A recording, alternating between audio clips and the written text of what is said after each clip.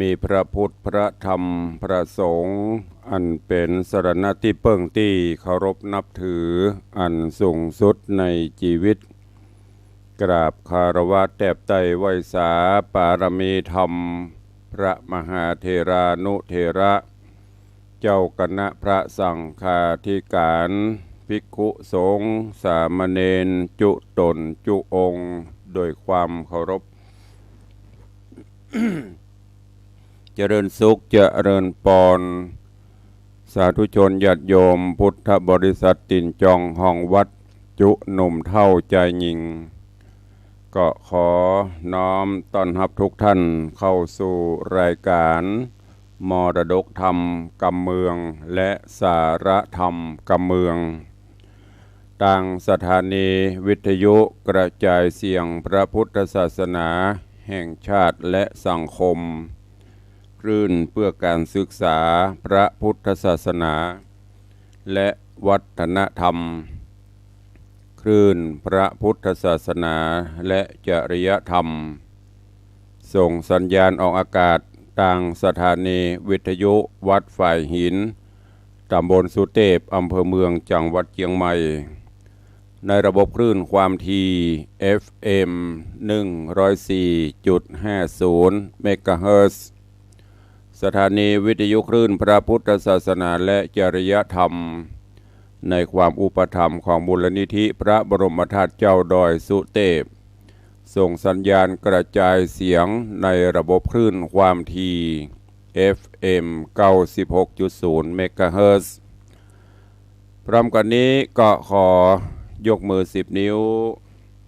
กราบถวายการต้อนรับและเจริญปอนต้อนรับครูบาอาจารย์พระเจ้าประสงค์องค์เนนสาธุชนญาติโยม FC แฟนรายการทุกรูปทุกท่าน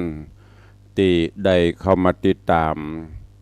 รับชมรับฟังทั้งภาพและเสียงการไลฟ์สดต่างสถานีมรดกธรรมวัดวังสิงห์คำต่าง Facebook ไลฟ์ของธรรมะคลายเครียด Facebook ไลฟ์ของธรรมะภาคเหนือFacebook ไลฟ์ของทีวีวัดฝ่ายหินFacebook ไลฟ์ของท่านอาจารย์พระครูสมุวิสุวัฒน์วรกิโจตระจนหน้าจอ Facebook ไลฟ์ของ FC แฟนรายการญาติโยมญาติธรรมที่ได้เข้ามาแล้วได้กดแชร์กดไลค์เสียงธรรมนี้ไปยังกลุ่มเพื่อนๆของท่านตัวเองกราบขอบพระคุณท่านผู้อำนวยการสถานีทุกสถานีเจ้าหน้าที่ช่างเทคนิคทุกท่านตระจนขอบคุณญาติโยมศรัทธาที่ได้ติดตามรับชมรับฟังเป็นกำลังใจด้วยดีเสมอมารายการนี้ดำเนินโดยกล่าวกับผมอาตมภาพพระครูวิสิทธิ์ศรีลาภรณ์เจ้าคณะตำบลป่าแดดเจ้าอาวาสวัดวังสิงห์คำตำบลป่าแดดอำเภอเมืองจังหวัดเชียงใหม่เป็นผู้ดำเนินรายการปะกันวันนี้เงนพ่อท้องฟ้าก็ยังอึมครึมทั้งฝุ่นทั้งหมอกควันยังตลบอบอวนอยู่หายใจก็เริ่มจะแสบคออากาศก็ร้อนในช่วงนี้เนาะ40 กว่าองศาจะได้ก็ตามก็ฮือร้อนเฉพาะต่างนอกเนอะต่างจิตต่างใจก็จะไปร้อนตัวไปพยายามเอาน้ำธรรมคำสอนศีลธรรม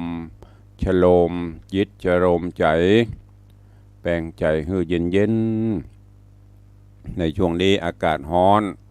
ถ้าเราไปร้อนโดยอากาศก็จะเป็นสิ่งที่พลาดพลั้งยกตัวอย่างการขับรถขับรางอย่างต่างๆเหล่านี้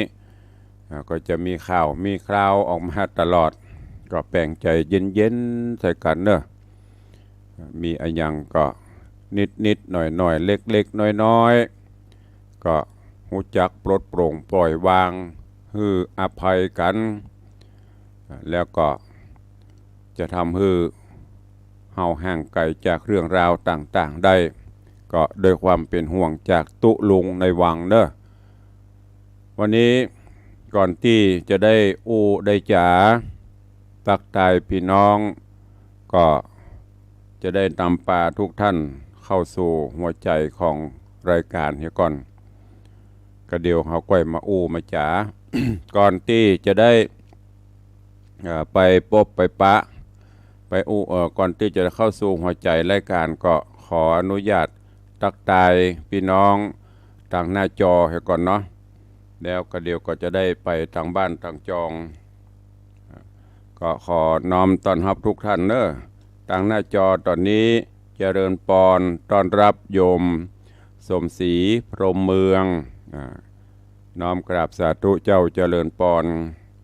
เจริญปอนโยมปีชิชบาเนอะต้องขอสู่มาอาภัยตัวเนอะโยมปีเนอะไม่ได้ไปเยี่ยมไปเยือนงานศพญาติผู้ใหญ่เปิ้นศาสนกิจภารกิจตุลุงก็นักร่างกายก็ต้านทานบ่ค่อยไหวก็ขอแสดงความเสียใจตัวเองเจริญปอนปินันล่าเนอะปินันจรันปิยจันทร์กับสาธุเจ้าเจริญปอนขอบคุณเนอะสำหรับเสวียนวันที่12ก็เพิ่นจะเอาเข้ามาถวายทานพร้อมปัจจัยไม่กำปัจจัยกระทรายมื้อนี้เป็นประจำกุปีพี่นานเพิ่นเป็นเจ้าภาพให้ขอบคุณตัวเองน้อมไว้สาท่านเจ้าตุปีมหาคมสันจากกรุงเทพมหานครกราบไว้สาเนอเจริญปอนโยมแม่จันดีวิสุทธินันเนอเจดีแม่ครัวกราบไว้สาเจ้าสาธุเจริญปอนเจริญปอนยายเพลินเปื้อนเกษตรกราบไว้สาเจ้าสาธุเจริญปอนโยมอรพินใจที่กรกราบไว้สาเจ้าสาธุเจริญปอนโยมพี่หมอมัฒนาอัมพันธ์จากแม่แตงเจริญปอนโยมปีอัญชลีคำกิติขอบคุณเนอะโยมปีอัญชลีวันก่อนถึงคณะญาติได้มาถวายทานไม้กำก็ขอบคุณอนุโมทนาบุญตัวเจริญปอนคุณโยมทองคำทิวงคำกราบไว้สาเจ้าสาธุเจริญปอนเนอะนี่เป็นญาติธรรมตั้งหน้าจอ Facebook ไลฟ์ที่เข้ามาติดตามรับชมเจริญปอนโยมประภักเนอะโยมประภักวันนี้จะได้ไปช่วยกันถึงโยมปีวันนาชมฤทธิ์ไปเลี้ยงหงตาลถวายหงตาลที่วัดอย่างก็หางดงวัดครูบาจงก็ขอบคุณอนุโมทนาบุญตัวตอนนี้ไปพี่น้องทางบ้านก็เดียวก้อยฟังก้อยอู้จ่าเนอะเจริญปอนโยมปีจัญญาฟองซักกำลังเข้ามาชมฟังพระธรรมเทศนาหัวใจของรายการกันเฮียก่อนวันนี้นั่งจะดูดิดนั่นเด้อรู้สึกเจ็บเอวปวดเอวก็ต้องทนเพื่อญาติโยมศรัทธาช่วงนี้สังขารธรรมมีมาเป็นอย่างลูกมาจะเจ็บหันปวดนี่ละแต่เพื่อญาติโยมศรัทธาก็ต้องทนมาฟังนางปภัตตาราเลี้ยงแม่ต่อจากผูกที่3จบปริปุณนังไปวันนี้จะขึ้นผูกที่4เรื่องราวในตอนที่แล้วถึงตอนที่พญาโสมติราชได้นำปลาเอาปภัตตารากับพี่สาวจึงได้มาฮับเอาไปอยู่ในบ้านในเมืองละ ตอนนี้แม่แมวกำลังปิกมาอยู่จะเสาะหาลูกหาเต้าเป็นจะได้จะปะกำปะกาเรื่องราวของนางปภัตตาราเลี้ยงแม่จะเป็นจะได้ก็นิมนต์และเจริญปอนเจิญทุกท่านติดตามรับชมรับฟังตั้งภาพและเสียงตัวตั้งบ้านก็ฟังเอาเสียงเนอะณโอกาสบัดนี้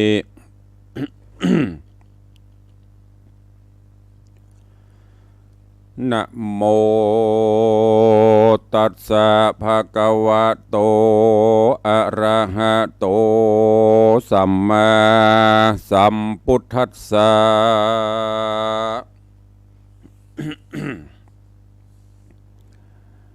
อะทา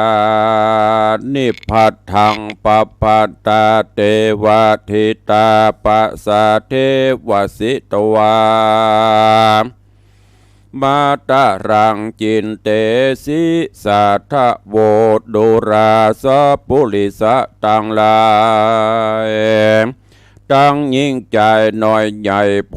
มักไฟ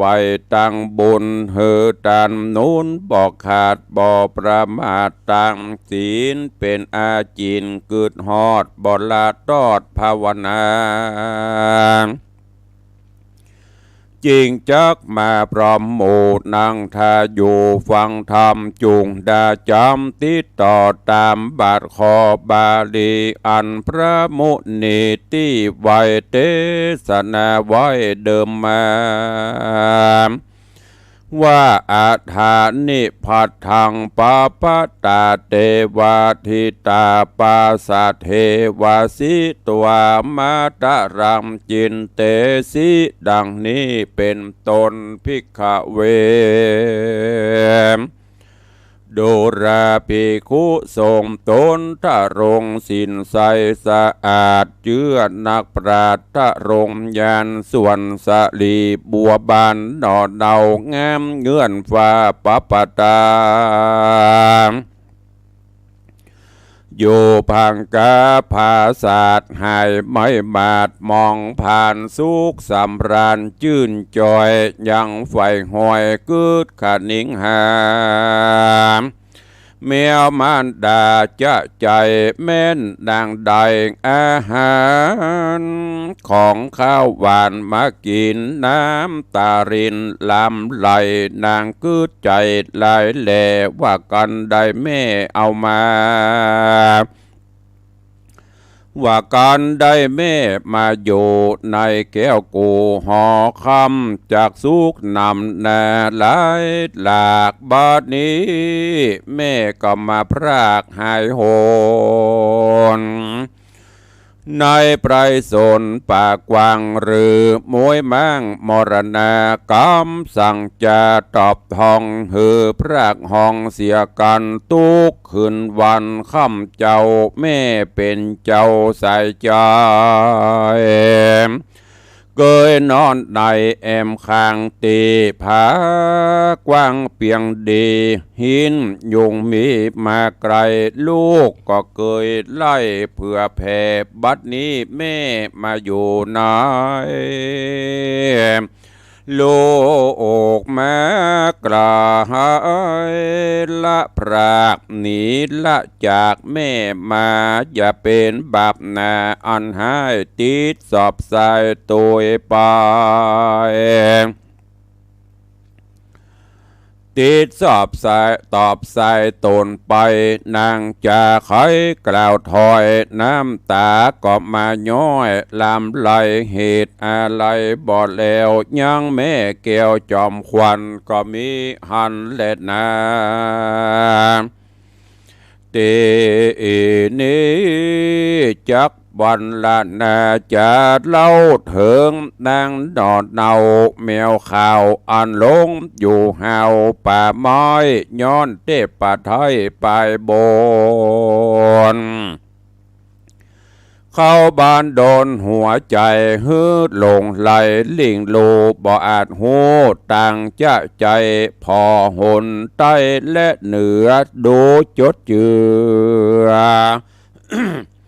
ข้างขอกดังโหนวันออกหนักหนาพอไปตามซ้ายขวาก็มีน้ำก็พอซ้ายขวาที่เคยมีน้ำก็มาแห่งเสียงซ้ำหมดซอยพอตามดอยห้อมโหยเหี่ยวลิงจ้อยผาใจป่าผาควางเกยเป็นตังไตเต่าบัดนี้เล่าหายเนมลูกไม้มีลายแหล่เต็มจุแง่ดงตันก็บ่หันหลอกข้างหรือว่าจ้างเสือมีวอกก้างดังดีลิงเมนวิดวิ่งเต้นไปกินกูมายินสั่งกาว่าดงหนานี่ใส่กูเกยได้แอวล่าสอดดันป่าดงเรียม บอกเกยมีดังตัวกูนี้จักไปหาสองบุตรตาลูกไทยจักไปได้สันดายมันเตียวไปจะใจนับอ่านใด7 วันจริงได้ผันไปสู่ยังที่อยู่คูหาบ่หันบุตรตานอนาเอาแมวแม่เจ้าจริงร้องหาจริงห้องเล่าไปมาเล่นเสาะหาพับไข่หันพาเปลือกไม้กองการตีหินจันหน้าผาแลซ้ายขวาเหนือไตบ่หันลูกไทยตั้งสองพอทำหมองหม่นเศร้าสองลูกเต่าบุญแน่ไปไหนจะดันสอดแม่เกยกอดและโดมเลียตีนผมนอดเนาเกยเอาเข้าอาหารลูกไม่หวานบ่อไรหือลูกไทยสายตาบ้านเอนะลูกแม่หายไปแต่ตั้งได้หรือแม่ไปสอดป่าสัตว์ร้ายล่าเสือมียักษ์ขีนีกระยาบมาก้อนกาบเอาลูกไปกรรมอันใดตัวให้มาตอบใส่ตัวตันเฮือลูกพันเจียนจากมาละพรากหนีหายหรือว่าตายมวยหมอดบ่แจ้งรอดหันใส่มันร้องไปบ่ขาดน้ำตาหยาดปังโลงแล่นเข้าดงป่าไม้พอพับควายก็บ่หันเล่นผาผ่านปีกปอกไหวหน้าออกขึ้นสู่ในที่อยู่กูหาแล้วก็สาขาบว่าไอวอนเทพไทยไปบนเทวดาตนอยู่เฝ้าในป่าเศร้าดงหนาว่าขอคุณนาตัวข้าอันโศกาเลือลายลูกเต้าหายละรากตุกลำบากเครื่องขี้ก็มีหันและนาตะตาในกาละนันเล่าเทวดาเจ้าบุญนาอันหักษาเถื่อนทองยินเสียงห้องไข่จะยินขุนนาบอดน้อยจริงกล่าวถอยจะไขว่าดูราแมวโคนใสบุญใหญ่อย่าน้อยใจ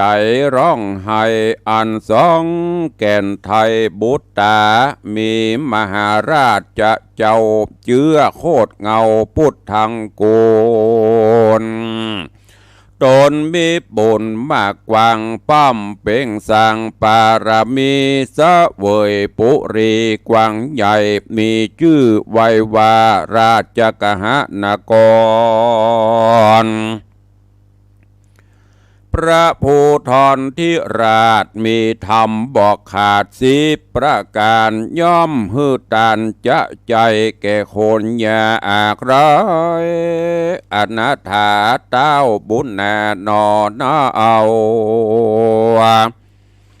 มาเอาลูกเต่าเมืองไปสู่เวียงใจเตตองไปสู่ห้องหอจานเมืองจากผันไปหายังบุตรตาลูกเต่าจุงเตียวตัวไตตัวต่างลัดดงขวางตามดอยดมตามหอยตีนจ้างลัดป่ากวางดงตาล ทวน7 วันเป็นหมอกจากพดออกภัยโซนสู่เมืองคนบ้านดอกจะนะขอกปาลาก้อนเทวดากล่าวแล้วก็กราดแกล้วหายไปแมวหอข่าวสายหูเรื่องถอยใจชื่นจ้อยเจยบาน ยกตีนสารตั้งเกลานบน้อมเล่า3 ตีรีบลานี้บ่จะเข้าสู่ป่าดงขวาง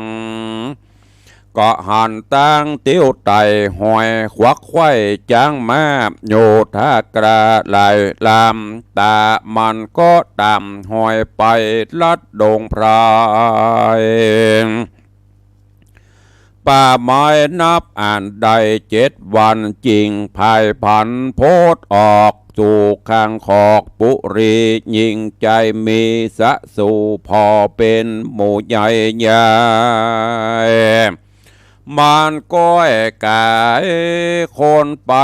เข้าเวียงใจบ่จะพอไปนาก็เล็งหันยังหอจันผาศาสตร์ดูงามอาจเหลือลาย2 หลังใหญ่ตั้งอยู่ในแก้วกูกลางเมืองโดโรงเรืองผ่องแผ้วประดับแก้วลายสีเขียวขาวมีมนต์ซอแดงก็แดงดังก็เรืองไรรัศมีใสส่องตองไข่จุห้องธานีแมวบุญมีข่าวใสการนิ่งใจบอกขาดว่าภาษาหลังใสจักเป็นของไผ่นั่นใสจักหูใดนั่นนากวนสัญญารีเอียกร้องฮือถึงห้องไปบนแมวตามนคนใสก็มาห้องเหงาบอกขาดส่วนนางนาจิตราได้ยินแมวมาเรียกร้องอยู่ลุ่มห้องพังกาก็หูว่าแม่มาลอดสู่ในแก้วกูเวียงใจนางกึดใจหลายแหล่ว่าอันแม่ของกูจัดนับดูที่สันก็เป็นจันเดรัจฉานการผู้บานผู้เจ้าได้ยินเข้าถึงหูว่าตัวกูตำต้อยโตดบ่น้อยแน่นอนการตะกรรมอันใหญ่จากตกใส่เป็นแน่กวนไล่แม่นี่กลาย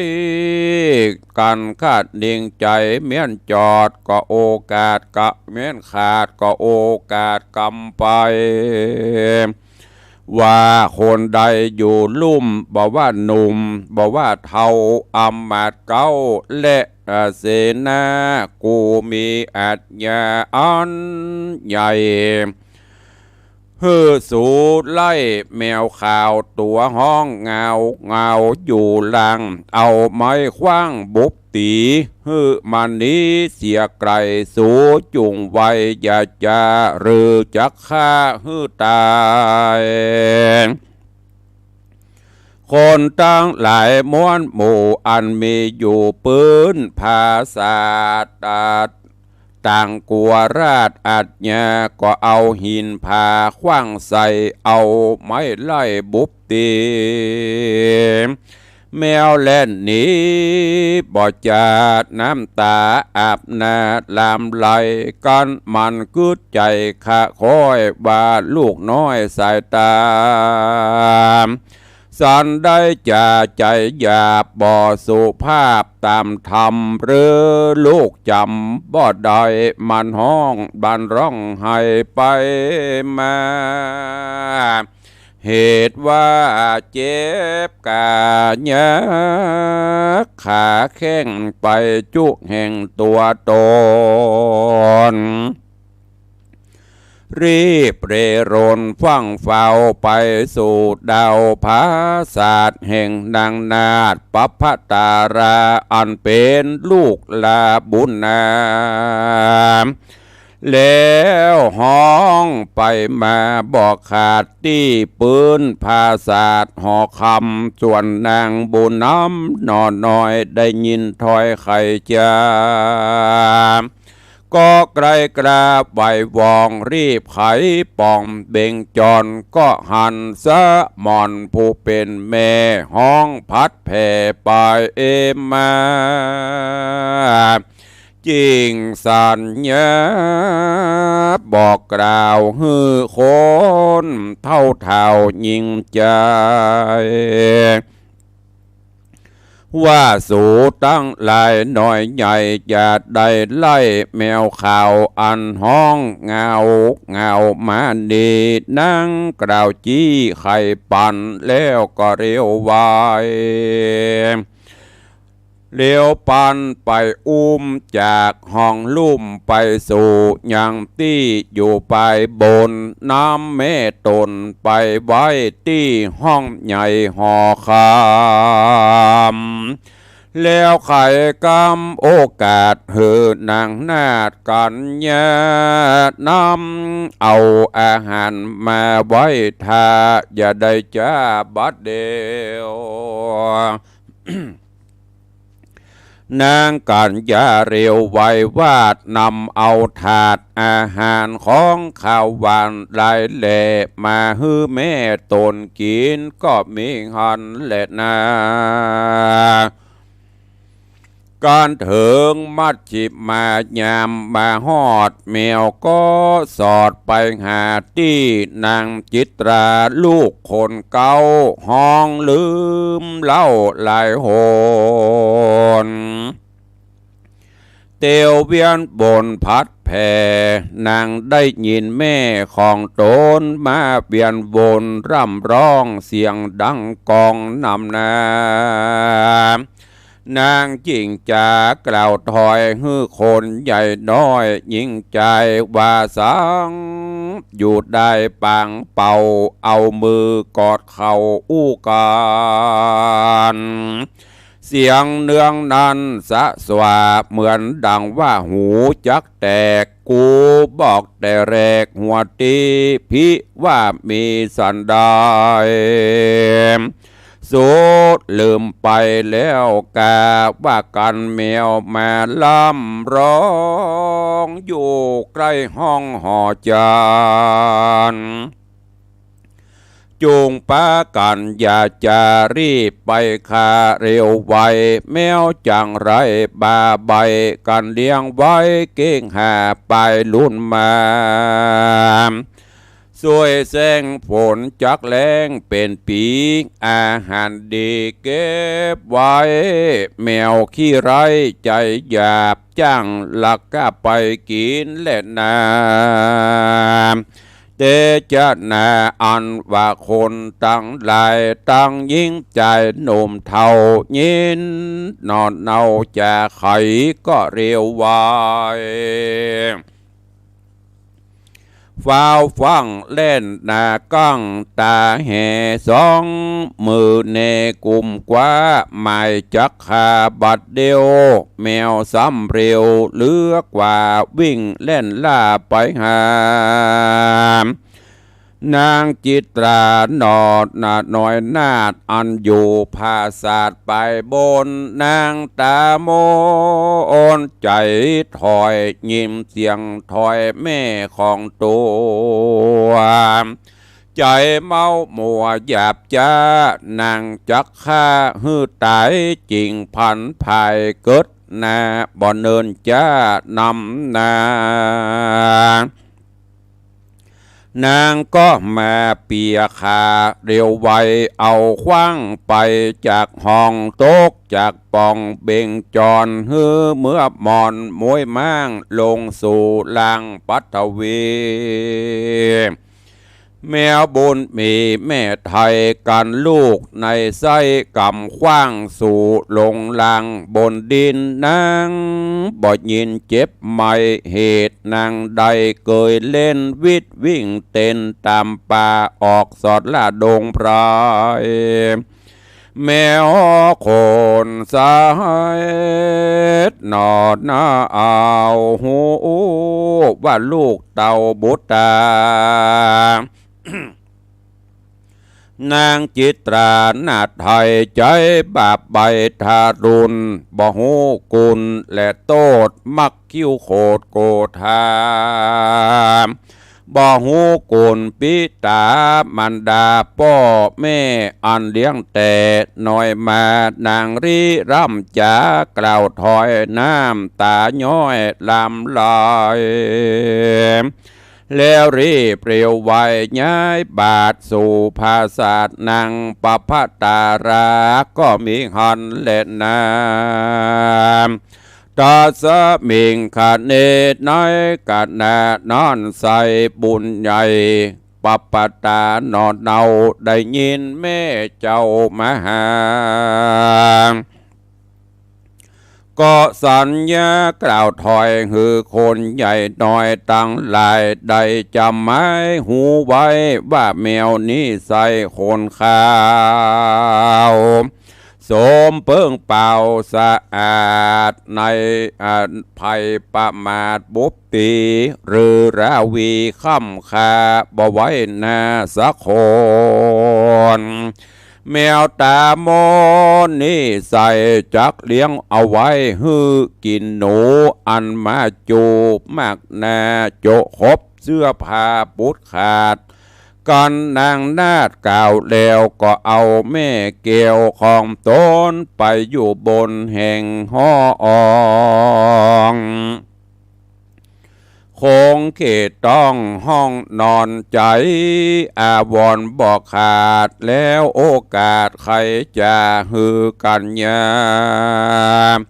มวนหมู่นำอาหารมาสุกมากินก็มีหันและนาเนติตังขีญาสังวัน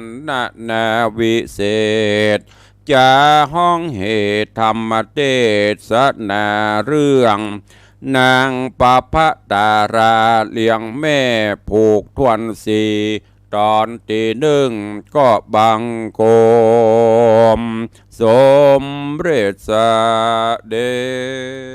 ชนางปภตาราเลี้ยงแม่ลำดับลำดาเถิงยังผูกทวนที่สี่ตอนที่หนึ่งก็ปริปุณนังป่งวางไว้เต้าอีก่อนเนาะก้อยฟังกันในตอนต่อไปเนื้อเรื่องราวของปภตาราในผูกที่สี่นี้หลังจากที่ป่อพญาเจ้าเมืองได้ห่างจ้างม้าไปนำปลาเอาลูกของปภตาลูกของแมวก็คือจิตราและปภตาราจากถ้ำจากดอยมาอยู่ป่ามาอยู่ในบ้านในเมืองออกจากป่ามาสู่บ้านสู่เมืองอยู่บนห้องหอปราสาทราชมนเทียนแล้วย้อนกล่าวถึงแม่แมวซึ่งเตปาอาหักดนจิตดนใจคือแม่แมวหลงอยู่ในป่าเพื่อเปิดทางคือโพธิสัตว์เจ้าพญาเจ้าเมืองเปิ้นได้ปลาเอาลูกปนจากป่าจากเขาไปก่อนครบประมาณ6-7 วันก็นางกับเสาะหาหนทางปิกมาจนพบจนเจอพอปิกมาพบปิกมาถึง อย่างถ้ำคูหาที่เคยอยู่กับลูกแมวก็มองเมาเสาะหาลูกกูเตือนี้นางมาส่งเสียงสัญญาณลูกก็จะฟังมาช่วยถือช่วยกำเอาผลละหมากหลากไม้ที่แม่แมวไปเสาะมาฮือแต่คราวนี้ไซดักปิงวินบอยเงียบเงานางแมวแม่แมวก็เสาะหาพับไข่ไปตามหลืบพำหลืบดอย ที่สงสัยว่าลูกจะไปเล่นหรือบลังบ้ายักษ์สียักษ์สามาจับนำปลาเอาลูกไปกินกะหรืออาจจะมีอะไรอย่างเกิดขึ้นอันตรายใดๆเกิดขึ้นกับลูกกะแมวกับมาโตกาอาโดนเป็นอย่างยิ่งฮอนถึงเทวดาอาหักที่เปิ่นปกปักรักษาเทือนธรรมก็ได้บอกคือแมวว่านางแมวเอ๋ยลูกนางนั่นบ่ได้ตกทุกข์ละกรรมลำบากเน้อบัดเดี๋ยวนี้พญาเจ้าเมืองเปิ่นมาเอาไปสู่บ้านสู่เมืองปุ้นเอาไปสู่สุขสบายแล้วเอาไปเป็นมเหสีของเปิ้นแมวบ่ต้องทุกข์โศกาอย่างเน้อถ้าใครหูว่าลูกไปอยู่ที่ไหนจะได้ก็ให้นางแมวเนี่ยไปสังเกตสังกาพ่อหอยตีนจ้างหอยตีนม้าฮันเตอร์แล้วนางก็ไปตามหอยฮันเตอร์ก็จะได้พบได้ปะได้หันลูกแมวขาวขนใสก็พอหูจะใจจื้นใจบานมาพ่องหูว่าลูกบ่ตายก็ตัวตามหอยตีนจ้างหอยตีนม้าไปดังที่เทวดาเปิ้นบอกจนกระทั่งไปถึงในปราสาทราชวังโอ้หันคนควักไข่เตียวไปเตียวมาซึ่งเมื่ออยู่ป่านั่นบ่เคยหูบ่เคยหันแต่มาในตอนนี้เข้าบ้านเข้าเมืองมันอย่างปวดโทคนก็หลายบ้านจองหอเฮือนก็นักนางก็พยายามเสาะหาว่าลูกอยู่ที่ไหนจนกระทั่งไปหันหอใจหรือว่าหอปราสาทราชมนเทียนอยู่สองหลังเรียงกันสวยสดงดงามนางแมวก็บอกว่าจะเป็นคนใดลูกจะอยู่หลังใดก็ไปส่งเสียงสัญญาณห้องตีปืนปราสาทของจิตราอันเป็นปี้ว้าวว้าวอย่างแมวโพรงเนี่ยเนาะห้องอยู่ว้าวว้าวแวดตำปืนหันจิตราได้ยินหูทันทีว่าเสียงนี้เป็นเสียงแม่โอ้แทนที่นางจะดีอกดีใจว่าแม่โตยมาลูนี่กับตาลปัดเกิดว่าแม่มาถึงนี่ถ้าพญาเจ้าเมืองหูว่าเฮาเนี่ยเป็นลูกของเดรัจฉานเป็นลูกของแมวไม่ได้ละทรัพย์สิ่งสลิงคานสมบัติพระสถานป่ายบปอเปิ้นอาจจะเอาเฮาไปฆ่าไปแกงก็เลยสั่งหมู่เสนาอมาตย์ที่อารักขาอยู่แถวนั้นจัดการไล่ไปไกลๆไล่แมวตัวนี้ไปใครมีอย่างจะขว้างก็ขว้างฆ่าได้สำดีดูสั่งหมู่เสนาอมาตย์ก็กลัวอาญาตันไม้กับไม้ขว้างพ่องดินขว้างพ่องแต่โดยสัญชาตญาณแมวมาให้บดีเงียบยากนางแมวก็ล่นหนีไปจนไปถึงปราสาทแห่งหลังหนึ่งอันเป็นที่อยู่ของปภัตตาราลูกล่าก็ไปส่งเสียงห้องอย่างเดียวกันนะปภัตตาราได้ยินเสียงแมวห้องนางจำได้ทันทีว่านี่คือเสียงแม่ของตนปภัตตาราก็มาดีใจว่าโอ้แม่โดยตามหอยมาจนถึงบ้านถึงเมืองถึงที่อยู่ฮารุนี่ก็สั่งเสนาอมาตย์ทั้งหลายห้ามไผ่เนี่ยอย่างแมวตัวนี้เนอะดูแลตัวเองแล้วก็ไปอุ้มเอาแมวขึ้นไปไว้บนห้องเอาสั่งเสนาอมาตย์นางกำนันไปเอาถาดเอาเข้าอย่างมาให้แม่กินโดยความฮักแม่ฮักลูกถึงแม้นจะเป็นเดรัจฉาน แต่โดยสัญชาตญาณความฮักระวังแม่ลูกแม่แมวก็ยังกึดเติงหาจิตราลูกเหมือนกันก็บางวันก็ลงจากหอปราสาทของปภัตตาไปยังปราสาทของจิตราได้ยินเสียงแม่เมื่อใดสะดุ้งผวาทันทีมาหมะมาแถมแล้ว ก็เลยเดือดเฮือหมู่เสนาอมาตย์ก็ฆ่าบอกเฮือสู่จัดการแมวตัวนี้เมากันนั่งเล่นนั่งนัวกันท่านนะบอกฟังบ้านฟังเมืองกาค่ายโดนคอปูดกาก็ปลาหมู่นั้นก็สะดุ้งปลากันไล่แม่แมวกับฟังล่นไปไหนล่นไปหาลูกปุ่นไปหาจิตราก็นึกว่าจิตรานี่จะช่วยที่ไหนได้นางจิตราก็ซ้ำไล่เกิดไล่กึ่งโอ้พอแม่เข้ามาใกล้กับเปียแข้งเปียขาแมวกะแม่แมวแทนที่จะมาอุ้มที่ไหนได้กำขว้าง ขว้างลงหน้าต่างหน้าป่องเบงจรหรือหน้าต่างกำสะเบียวลงป่องพุ่นไปมีหยาดลงก็ได้ด้วยสัญชาตญาณแมวเนี่ยโยมตั้งหลายลองสังเกตพอก่อไผที่เคยเลี้ยงแมวสังเกตพอถ้าเขาย่ามตั้งหลังนี่มันจะยืดอกมันออกถ้าเขาย่ามตั้งท้องมันนี่มันก็จะโก่งหลังขึ้นนะเนี่ยสัญชาตญาณของแมวลองสังเกตพอเนอะกำฟาดไปมันกับริดปิดปินกับเดียวมันเป็นหยังมอกแข้งโกนแข้งอย่างเนี้ยก็ฟังล่นไปหาบนปราสาทของปปตาโอ้ปปตาลาหันจะอันน้ำตาไหลล่ะโอ้ไผ่มันแย่อย่างคือแม่จะดิแม่ไปอย่างคือไผ่ที่ไหนจ๊ะแม่แมวก็บอกเล่าฮือขณะนี้กำลังอยู่ในระหว่างที่ถึงแม่แมวมาถึงละมาถึงบ้านถึงเมืองที่ลูกอยู่เรื่องราวของปปตาราเลี้ยงแม่จะเป็นจะใดก็ให้ติดตามฟังกันในตอนต่อไปเนอะญาติโยมท่านทั้งหลายนี่แหละคือความกตัญญูหูกุลพ่อแม่ถึงแม้จะเป็นหมูจะเป็นหมาเป็นเดรัจฉานเป็นอย่างก็เป็นพ่อเป็นแม่ของเฮาจะเป็นขี้เหล้าเมายาเป็นอันยังก็ต่างก็คือพ่อแม่ผู้บังเกิดกล่าวเนอะจะไปเนี่ยไปทำในกรรมที่บดียิ่งเป็นข่าวประเด็นนี้โอ้หันแล้วเศร้าสลดใจลูกเต่าบางคนบ่ฮู้จักพ่อบ่ฮู้จักคุณพ่อคุณแม่เปิ้นได้เลี้ยงมากว่าใหญ่กว่าเฮาจะใหญ่หน้ากาบานมีงานทำจะเรื่องง่ายๆเพราะฉะนั้นพระคุณพ่อคุณแม่นี่มันหาที่เปรียบเทียบเตรียมบ่ได้อย่างบทกลอนเพิ่นว่าพระคุณแม่จะเอาคุณพ่อคุณแม่พระคุณแม่ล้นฟ้ามหาสมุทรพระคุณพ่อสูงสุดมหาศาล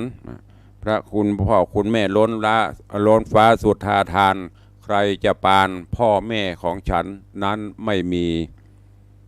แม้แต่จะเอาโลกนี้มาเป็นกระดาษจดจันจะลึกบุญคุณของพ่อแม่จะเอาปากกาหรือว่าเอาเข่าซีเนรุราชมาเป็นปากกา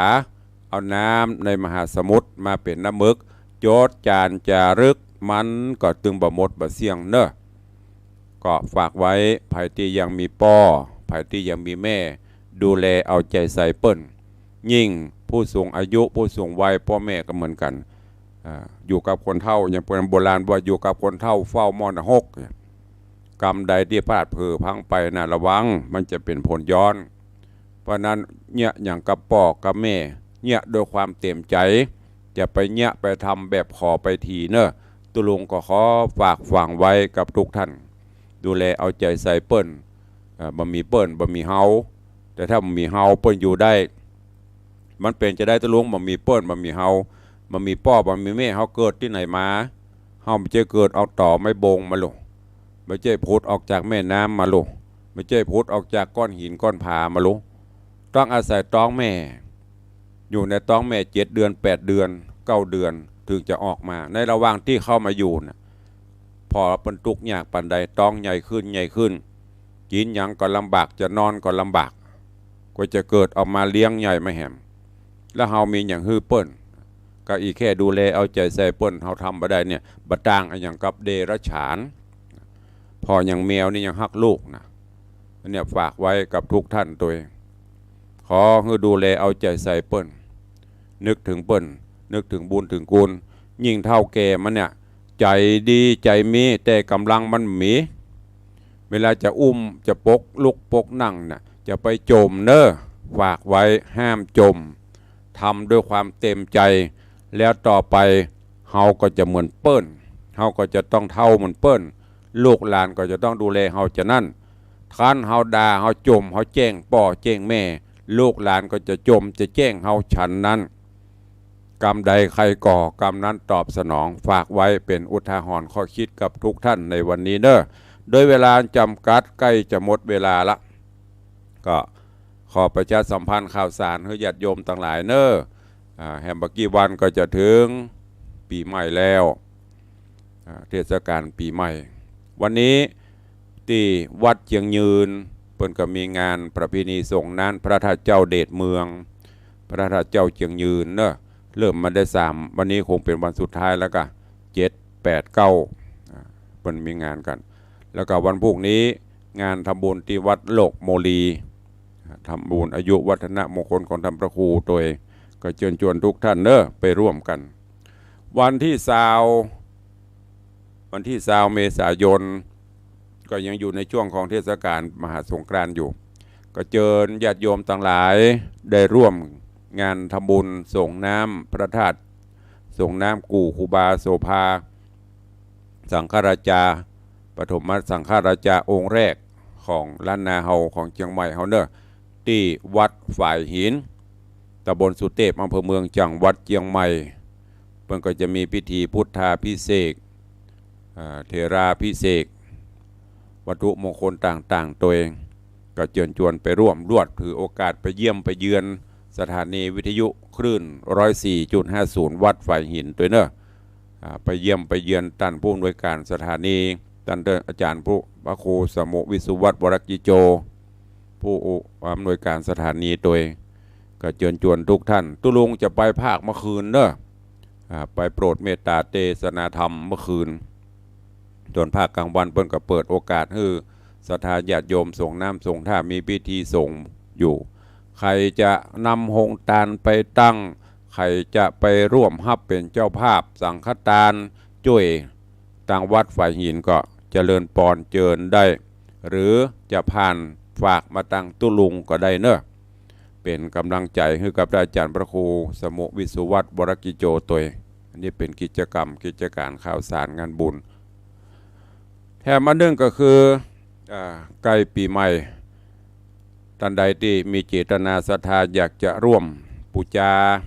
ไม้กรรมสลีกรรมโจกจตาเสริมปรมีร่วมก่อเจดีย์ทรายถวายที่วัดวังสิงห์คำน้อมเอิญเชิญชวนทุกท่านตัวเองก็โดยเฉพาะทางด้านไม้กรรมที่เพิ่มเติมมาตอนนี้ก็มีหลายท่านมาเรื่อยๆใกล้จะหมดแล้วหมดแล้วก็หมดเลยเพราะว่าปีนี้ไม้กระเขียม มีใครแปลงตัวเวลาก็บอกค่อยมีอนุโมทนาบุญกับแม่บัวจันทร์ขวัญศรีวงศ์เป็นเจ้าภาพไม้กำ1 เล่มขอบคุณกับยมป้อทองใจแม่จันดีปัญญาราชสันพักหวานประธานสันพักหวานหางดงร่วมเป็นเจ้าภาพ2 เล่มขอบคุณโยมอำนาจโยมมนัญญาเข็มสุวรรณร่วมทำบุญ1 เล่มแล้วก็โยมแม่แสงล่าใจมั่นร่วมทำบุญเพิ่มเติมมา1 เล่มอันนี้ไผ่นี่ยังมาเจ้าจีก็กำลังจะฮับหาแชบเดี๋ยวเข้ามาใหม่ใครจะร่วมเป็นเจ้าภาพปูจาไม่กำปีใหม่ก็เจริญปอนตุลุงก็จะได้จัดการถ้ามีโอกาสกับมากำถ้ามีโอกาสได้มาตุลุงก็จัดการน้อมกราบไหว้สาปารมีธรรมหลวงพ่อท่านพระครูหายไปละพิพัฒน์ศิลสังวรหลวงพ่อรองอำเภอสันทรายเจริญปอน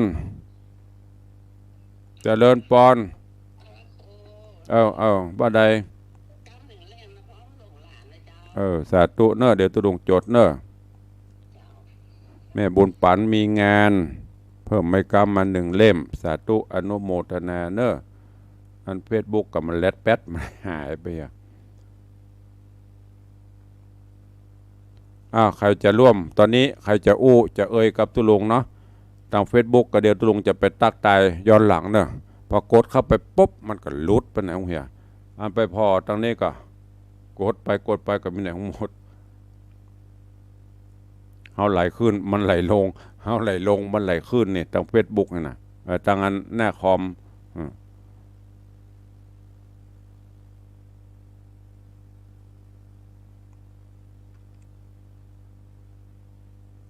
ใครจะตัวตุลุงตอนนี้เปิดโอกาสรับหน้าไมค์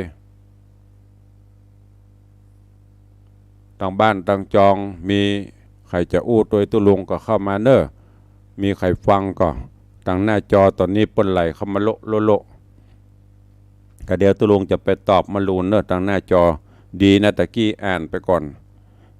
ตอนนี้มันลุดไปโยมเข้ามาใหม่โยมไม่เลี้ยงทัดพิชาสุสิงค โยมแม่จันดีวิสุทธินันท์กำลังเข้ามาพอเขาไปกดมันแวบมันหายไปอะไรหุ่ย มันคอมพิวเตอร์นะมันบวยโยมวิไลนวลศรีเจริญปอนเนอะไล่เข้าไปกดหน่อยมันก็ไปนั่นมันใครไปแต่ใดมันก็ไปของมันเดี๋ยวต้องไปฝึกวิทยายุทธใหม่เป็นอันที่สมเตปีนเอาตอนที่มันหันนี่เนอะเป็นอันที่สมเตปีนเป็นอันที่สมเจ็ดสีเจริญปอนเนอะยมตูสุรัตน์เสาคำแล้วก็มีใครแฮม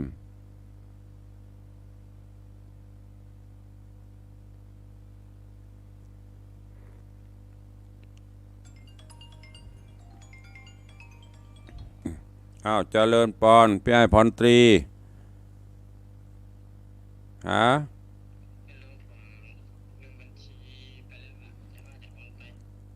าว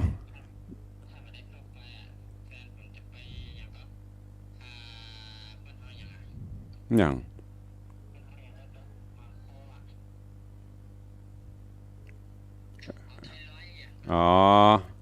เป็นยังเดี๋ยวก็หายเดี๋ยวตุลงโทรหาเนอะเดี๋ยวบอกไปเลขบัญชีเนอะสาธุขอบคุณพี่ไอ้พลตรียมพี่แสงซาบุญชัยและครอบครัวร่วมโมทนาบุญตัวรับทางวัดเอาขั้นสายต่อไปใครจะอู้ตัวตุลุงเข้ามาเนอะ0817836540เจริญปอนเนอะโยมพี่สรินทิพย์ปุณเลิศน้อมกราบไว้สาเจ้าสาธุเจริญปอนตัว ตะกี้ท่านเจ้าจารย์พระครูรองเจ้าคณะอำเภอสันทรายครูพิพัฒน์ศิลป์สังบอนเพิ่นเข้ามาส่องกันแล้วจะตักเปิ่นมันแรป เนี่ยคนเข้าคนแก่บัดนั้นสมัยเหมือนละอ่อนนะละอ่อนมันกู้คืนได้หมดไหลรูดลัดจะขยายยิ่งประเด็นนี่หน้าจอตัวนิ้วสายตาก็เริ่มพร่ามัวไปตามวัยสังขารขอบคุณตัวที่เป็นเจ้าภาพไม่กำเนอะไม่กำสลีกำโจกจตาเสริมปรมีธรรมเขาจะกำกันประมาณวันที่16หรือ17ปีนี้ตลุงยังไม่ได้เปิดพอปักกระตืนและนาหนักขึ้นน้ำกี่ตัวมุมได้ดูเต้อปีนี้ได้ยินประวัติเน่า2 วันนี่นะ เน่า2 วันก็เป็นไปตามโหรเนาะโหราศาสตร์ไสยศาสตร์วิทยาศาสตร์ศาสตร์ต่างๆก็ที่สำคัญก็คือปัญญาศาสตร์คือมีปัญญาพินิจพิเคราะห์พิจารณาเอาอันกะจะไปอยู่บ่ได้กับแปลงให้โดยกะมันไหลลุดๆลาดพ่องมันบ่ได้ทิพย์เนอะ เขาไหลขึ้นไปไหลขึ้นมามันหายไปนะหูอันอย่างหูนี่อาจารย์รองเจ้านำเพอสันทรายธรรมครูพิพัฒน์ศิลป์สังบอนแล้วก็มีไผ่อาจารย์ศรีพรณวงศากับใบสาเจ้าสาธุเจริญปอนอาจารย์เนอไผ่แฮมยายเอ้ยโดยซิวกับใบสาเจ้าสาธุโยมแม่ปราณีโยมแม่สุปราณีรูมากับใบสาเจ้าสาธุโยมปิสุพินสุจินตาประพันธ์มันจะขึ้นไหมอย่างนี้อันอย่างกระบุกแล้วก็มีโยมปินันอิสมเตปินโยมตู่สุรัตน์เสาคำเขาจะเอามาขึ้นมากันไหลลงโยมปีจัญญาฟองซักนี่กำลังเข้ามาสาธุเนอะเจริญปอนฮัลโหลว่าชาเจ้ามาแล้วเจ้าแฟนคลับเจ้าสาธุอนุโมทนาเนอะเด็กหญิงจันคำแสงบุญไม่ตกเทรนสักทีฟังตลอด2 นาทีสุดท้ายใครจะอู้ตัวตักเรียบร้อยละพอละต้องไปหมุนละ ขอบคุณท่านอาจารย์พระครูสมุวิสุวัตรบรกิโจเปิ่นกับพยายามช่วยแปลง ทาง Facebook เพื่อจะได้ตักตายพี่น้องศรัทธาทางบ้านเป็นประจำถ้าตุลงจัดสดๆนี่ท่านเจ้าก็จำเป็นต้องอยู่คุมตัว เพราะเรามีแต่เปิดกับปิดอย่างเดียวถ้านอกเหนือนั้นละมันย่างละต้องอาศัยผู้ช่วยเนี่ยจะไปลืมนะไปให้กำลังใจให้รางวัลเพื่อโดยที่ได้ฟังถึงวันนี่บุคคลสำคัญของ 104.50 เนอะไปลืมวันที่20วันนี้ขอบคุณเนอะกับพี่ไอ้พรตรียมปี้แสงซาบุญชัยพร้อมครอบครัวร่วมทำบุญไม่กำขอบคุณอนุโมทนาบุญกับแม่บุญปั่นมีงานพร้อมครอบครัวลูกหลานมียมปี้จงรักแล้วก็ลูกตัวเองจากใจสถานเจดีย์9 ยอดร่วมเป็นเจ้าภาพไม่กำแถม1 เล่มขอบคุณทุกท่านตัวเองหลังจากจบรายการแล้วใครจะเป็นเจ้าภาพก็ติดต่อเข้ามาได้เนอะหมดแล้วก็หมดเลยเหลือบกี่เล่มละปีแล้วนี่100 กว่าปีนี้บ่ถึง100เนอะที่บ่ถึง100ไม่ใช่หยาเพราะว่ามันมีเวลาแปลงเตหอเตหงไปหั่นไปนี่สปะวันนี้ก็หาบึด